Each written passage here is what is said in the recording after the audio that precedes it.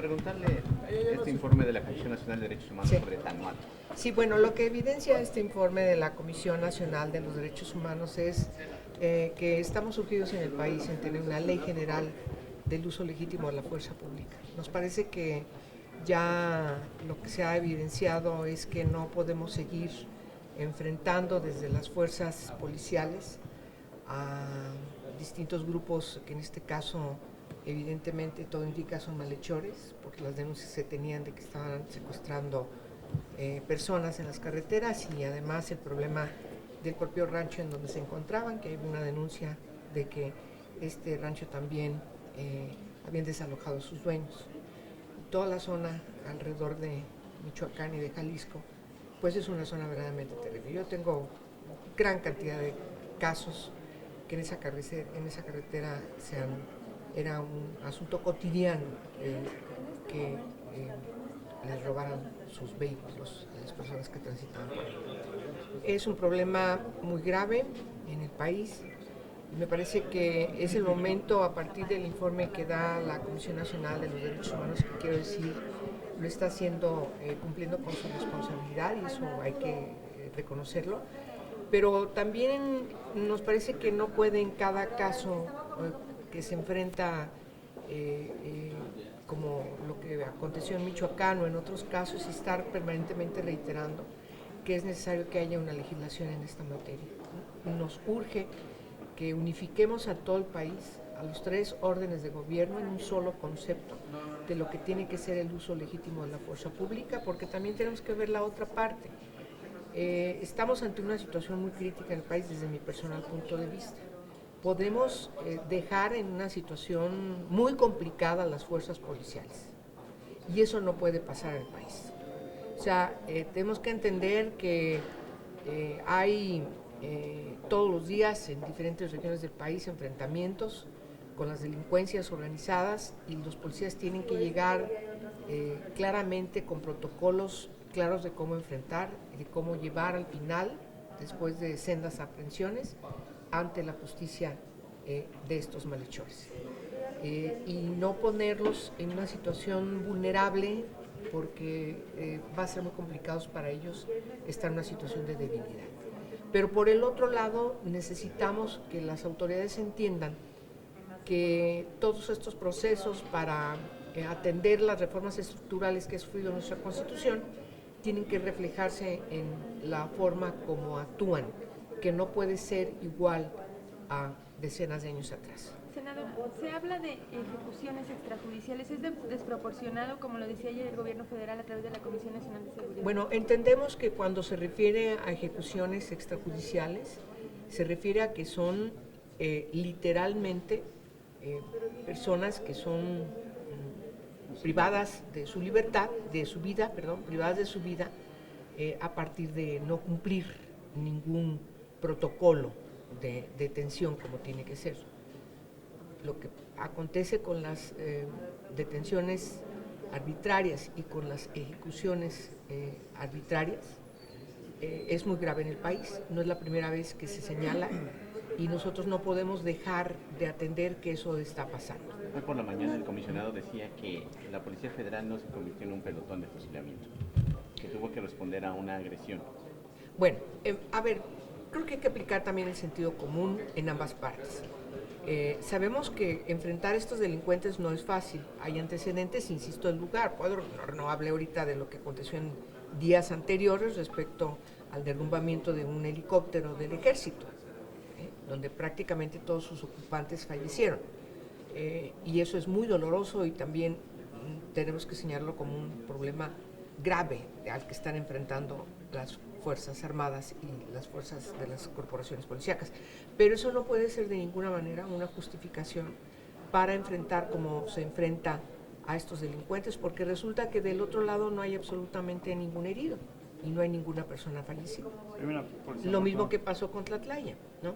Entonces, lo que se tiene que hacer por la autoridad, y voy a poner el ejemplo, un buen ejemplo. Miren, cuando al Chapo Guzmán se le encuentra después de que sale por uno de los ductos de drenaje por parte de policías, no lo mataron, lo entregaron ante las autoridades, y se trataba de un señor que está evidenciado en todo el mundo como un delincuente muy peligroso, ¿sí? Pues frente al delincuente más peligroso, lo que tiene que hacer la autoridad es proceder a cumplir con una norma que tiene que derivar de un precepto constitucional. Las ejecuciones extrajudiciales no están reconocidas en nuestra Constitución. Por el contrario, la pena de muerte está sancionada en nuestra Constitución. Nosotros somos un país que en todas partes del mundo estamos en contra, y lo decimos abiertamente, en contra de la pena de muerte, por cualquier causa que haya. No se justifica ninguna ejecución de parte de un elemento de las fuerzas públicas, de seguridad pública, contra un malhechor. Tiene que llevarse ante la justicia y la justicia tiene que proceder. Reciben a balazos y ponen en eso es distinto, eso es distinto. Si hay un enfrentamiento de ese tipo, debe quedar debidamente claro que se trató de un enfrentamiento y cuándo deja de ser un enfrentamiento. Lo que está señalando la Comisión Nacional de los Derechos Humanos es que efectivamente hubo un enfrentamiento, pero después de la rendición de estas personas, todo indica, hubo ejecuciones. Eso es lo que dice, asesina, ¿no? Eso es lo que está diciendo la Comisión Nacional de los Derechos Humanos. No está diciendo que no se enfrente a la delincuencia, que no se responda a un enfrentamiento, que no respondan cuando son recibidos como fueron recibidos, porque se les encontró una gran cantidad de armamento que francamente nadie con un dedo de inteligencia puede decir que esos no son realmente evidencias de que están armados hasta los dientes todas estas mafias. Senadora, ¿sería conveniente que el comisionado Renato Sales y el titular de la Policía Federal vinieran y les explicaran a ustedes realmente qué pasó en Tanoato? Yo creo que sí es importante que viniesen a una reunión de trabajo y también, además, para de una vez ponernos de acuerdo y tomar el toro por los cuernos. Nadie ha querido plantear y llevar ante el Pleno, cuando menos, una iniciativa en esta materia. Ya no es posible que sigamos dejando pasar un periodo ordinario y otro, y frente a un hecho, luego otro, recomendaciones van y vienen, no solamente la Comisión Nacional de los Derechos Humanos, también del ámbito interamericano, recomendaciones de Naciones Unidas, en el sentido de que México necesita una ley general del uso legítimo de la fuerza pública. Necesitamos hacerlo y ahí establecer, cuando se trata de un enfrentamiento, cómo proceder, A, B, C, D. Pero después de que se ha logrado que estas personas se rindan, también que sigue, A, B, C, D.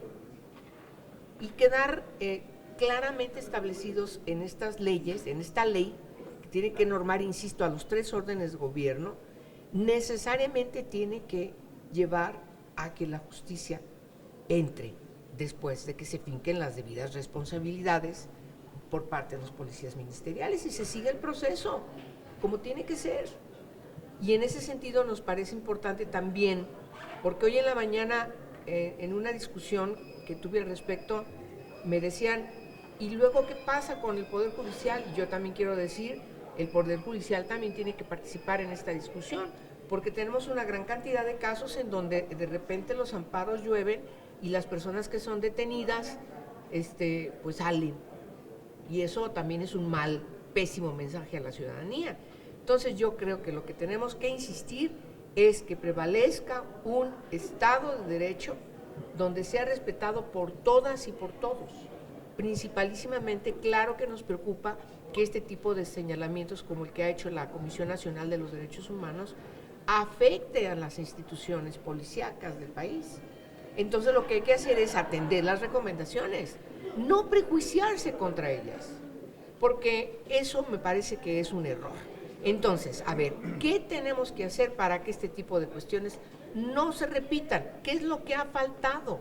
Yo insisto, y lo he dicho muchas veces, es ponernos a discutir lo que la Constitución hoy nos mandata y trascender de esta política de enfrentamiento al enemigo, ¿sí?, que es la seguridad nacional, al enfrentamiento del enemigo efectivamente, desde la seguridad pública, desde la seguridad humana, como lo señala la Constitución. Muy bien, senadora, gracias. Nada más una cuestión, ¿por qué ahora resulta que hay que pedirle perdón a los delincuentes? No, a ver, no hay que pedirle perdón a los delincuentes, lo que hay que hacer es fincarle responsabilidades penales. ¿Ustedes avalan al 100% todo el resultado de la investigación que hace la CNDH? Yo sí. ¿El informe de la CNDH? Yo sí lo respeto. ¿Algún viso tal No, vez de a ver, exceso? yo lo que planteo es de que hay que respaldar al organismo constitucional autónomo especializado en materia de derechos humanos. Para eso están ahí, para ese equilibrio entre las instituciones y la sociedad.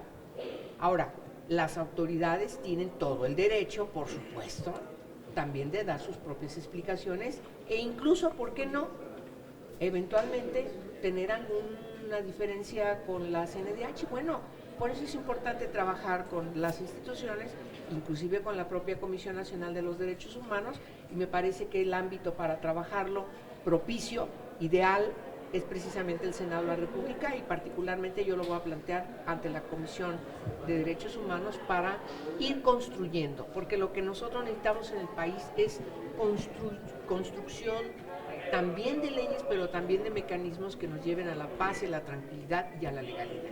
Senadora, la coordinadora en la discusión A la cámara, senadora, sobre si hay clases o no el lunes ha señalado que o se quita la reforma educativa o ¿cuál es su comentario? A ver, miren, en este foro que yo estoy ahorita, hubo un principio rector de los derechos humanos en el ambiente, y es el interés superior de la niñez. Es más, se habló también de otro principio que es el derecho de prioridad.